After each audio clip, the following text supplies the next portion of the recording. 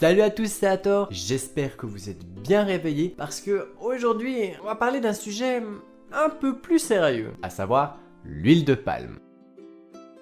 Ceux parmi vous qui me connaissent savent que je suis un féru d'écologie et de nutrition. Manger, puis faire caca, puis manger encore, manger en faisant caca. Voilà déjà plusieurs années que je boycotte l'huile de palme dans ma vie de tous les jours. Mais ai-je vraiment raison? La grande majorité d'entre vous a probablement vu les images d'émeutes dans un supermarché français. Et tout ça pourquoi? Pour se procurer des pots de Nutella en action. Un produit contenant de l'huile de palme. Mais là aussi, au-delà de l'incivilité inexcusable dont ont fait preuve ces gens, ont-ils totalement tort de consommer ce produit? Nous allons tenter ensemble d'y voir un peu plus clair. L'huile de palme, c'est quoi? Je suis. Une huile végétale, comme l'huile d'olive, de colza, de tournesol ou autre. Enfin, il s'agit en réalité plutôt d'une graisse végétale, car elle reste solide à température ambiante, comme par exemple l'huile de coco. Elle est issue des fruits du palmier à huile, qui poussent en sorte de grosses grappes. Ces fruits sont de couleur jaune et orangée et peuvent contenir jusqu'à 35% d'huile. Attention toutefois à ne pas confondre l'huile de palme, qui provient de l'extraction du fruit, et l'huile de palmiste, qui elle vient du noyau. D'où vient-elle?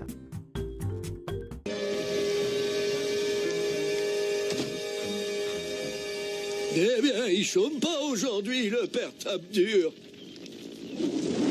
Oh zut. Le palmier à huile est un arbre tropical. Il pousse donc dans les régions proches de l'équateur. 80% de la production mondiale vient d'Indonésie et de Malaisie. Mais on en trouve également dans d'autres pays d'Asie, en Afrique et en Amérique du Sud. Dans quel produit l'utilise-t-on? Sucre, des épices et des tas de bonnes choses. Tels étaient au départ les ingrédients choisis pour créer des petites filles parfaites. Mais accidentellement, le professeur Utonium ajoute un autre ingrédient à cette mixture. L'huile de palme. On pourrait peut-être plutôt se demander dans quel produit ne l'utilise-t-on pas? On trouve effectivement de l'huile de palme dans une quantité incroyable de produits transformés, comme le chocolat, les bonbons, le pain, les brioches, les biscottes, la pâte à tarte, la pâte à pizza, les gâteaux, les biscuits, le popcorn, les crêpes, les barres de céréales, les céréales pour le petit déjeuner, la pâte à tartiner, les soupes instantanées, les plats préparés à réchauffer, les glaces, la margarine, les sauces, le bouillon, les laits infantiles, les biscuits apéritifs, les chips, le rouge à lèvres, le savon, la lessive, les produits de nettoyage, les shampoings, le dentifrice, les crèmes hydratantes, la mousse à raser, les produits pour le lave-vaisselle, les bougies, les carburants. A few moments later. On la trouve littéralement partout. Ou en tout cas dans la plupart des produits industriels. L'huile de palme est principalement utilisée pour l'alimentation, à savoir 80% de son utilisation à l'échelle mondiale. Le reste est utilisé premièrement en oléochimie, tout ce qui touche au savon ou aux cosmétiques, et le reste en tant qu'agrocarburant, même si elle y est utilisée en petite quantité car elle pourrait figer dans les réservoirs. Pourquoi cette huile plutôt qu'une autre?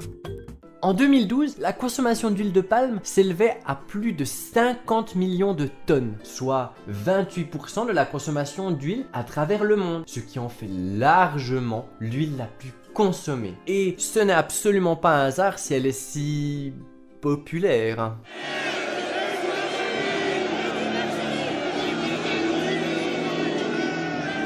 Si elle est si prisée, c'est qu'elle est extrêmement rentable. Un palmier à huile est une plante pluriannuelle. On peut en récolter les fruits toutes les 2 semaines et ce, tout au long de l'année. Elle produit environ 40 kg d'huile par an pour une durée de vie de 30 ans. De plus, à production équivalente, elle demande beaucoup moins de surface à cultiver que les autres oléagineux. Pour du colza par exemple, il faudrait une surface 2 à 3 fois supérieure à celle du palmier à huile pour la même récolte. Wow! Grâce à ce rendement incroyable, elle est également bien moins chère que les autres huiles et que le beurre.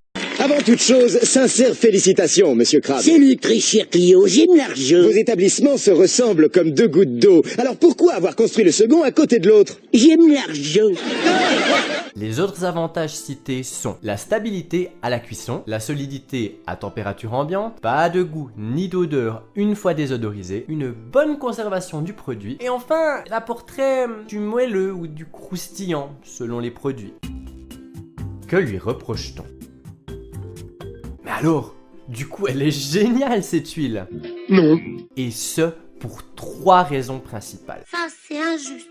C'est vraiment trop injuste. Numéro 1, la santé. L'huile de palme fait peser un risque bien réel sur notre santé, de par son omniprésence dans les produits industriels. D'après l'ANSES, elle contiendrait des acides gras non indispensables athérogènes, c'est-à-dire qui pourraient boucher nos artères et donc provoquer des accidents cardiovasculaires. De plus, l'huile de palme que nous consommons est raffinée, ce qui signifie que tous les nutriments intéressants que l'on pourrait en tirer ne sont pas présents ou en très petite quantité. Par exemple, le bêta-carotène, qui donne sa belle couleur orangée à l'huile de palme non raffinée et qui peut être bénéfique pour notre peau et nos cheveux notamment.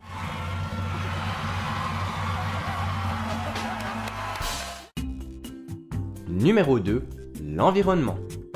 Comme je l'ai dit précédemment, l'huile de palme est l'huile la plus consommée au monde. Et ça ne semble pas près de changer. La production pourrait largement dépasser les 60 millions de tonnes d'ici à 2020. D'après le WWF, 12 millions d'hectares de terre sont couverts de palmiers à huile, ce qui représente tout de même un tiers de l'Allemagne. Et ces terres pour planter des palmiers à huile, on les trouve où? Dans les forêts vierges. Enfin, disons plutôt qu'on va les brûler et assécher les tourbières pour y planter des palmiers à huile. Cette manière de faire génère une grande quantité de gaz à effet de serre, comme le dioxyde de carbone ou le méthane. Ce qui place l'Indonésie en 3e position des pays émetteurs de CO2, derrière la Chine et les USA. Le WWF dit que chaque année, 1 million d'hectares disparaît de Malaisie, Bornéo et Sumatra. De plus, ces forêts sont également l'habitat de nombreuses espèces animales menacées, comme le rhinocéros, le tigre ou l'orang-outan. Numéro 3, l'humain. La suppression des forêts a également des conséquences pour la population, dont la survie dépend directement. Les plantations sont également souvent à l'origine de conflits autour de l'utilisation des terres. Les spoliations, le fait de déposséder quelqu'un de son bien, n'est pas rare. Amnesty International dénonce pour sa part le travail forcé et le travail des enfants. Les ouvriers travaillent dans des conditions très difficiles, sans équipement de protection, malgré l'utilisation de pesticides toxiques, comme le paraquat, qui est pourtant interdit en Europe pour sa dangerosité. Quant au salaire, certains ne gagnent que 2,50 $ par jour. Huile de palme éco-responsable?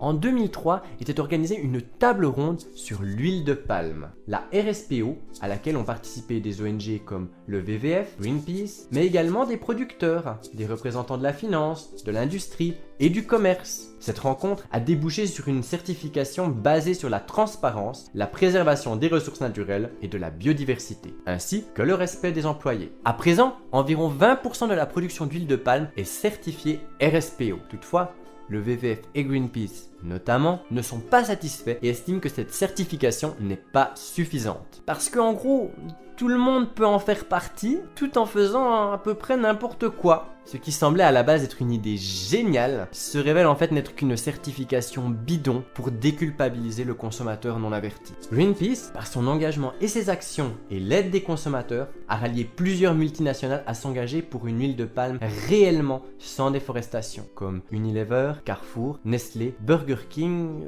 ou Ferrero, qui produit le fameux Nutella. No, God! No, God, please, no! No! No! No! Que ce soit le WWF ou Greenpeace, aucun des deux ne souhaite arrêter totalement l'huile de palme, car ils estiment que pour la remplacer, il faudrait planter d'autres oléagineux sur des surfaces beaucoup plus grandes. Ce ne serait d'après eux pas l'huile de palme qui serait un problème, mais la manière dont elle est produite. Vous me prenez pour une imbécile?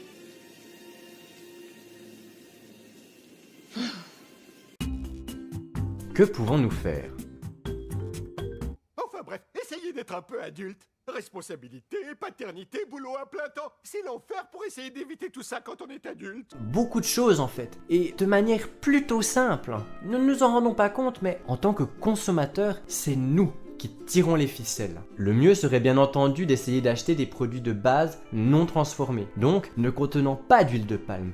Et si possible, locaux et issus de l'agriculture biologique. Attention toutefois, vérifiez toujours bien les étiquettes, car bio ne signifie pas sans huile de palme. Lorsque nous faisons nos courses, nous militons pour le monde que nous voulons créer. Si nous achetons des produits issus de la déforestation, alors nous la finançons et nous l'encourageons. Et vous, Quel est le monde que vous voulez créer pour demain? Si vous avez apprécié cette vidéo, je vous invite à me laisser un petit pouce bleu, mais également à vous abonner à la chaîne. Je vous remercie pour votre attention et vous dis à la prochaine. Tchuss!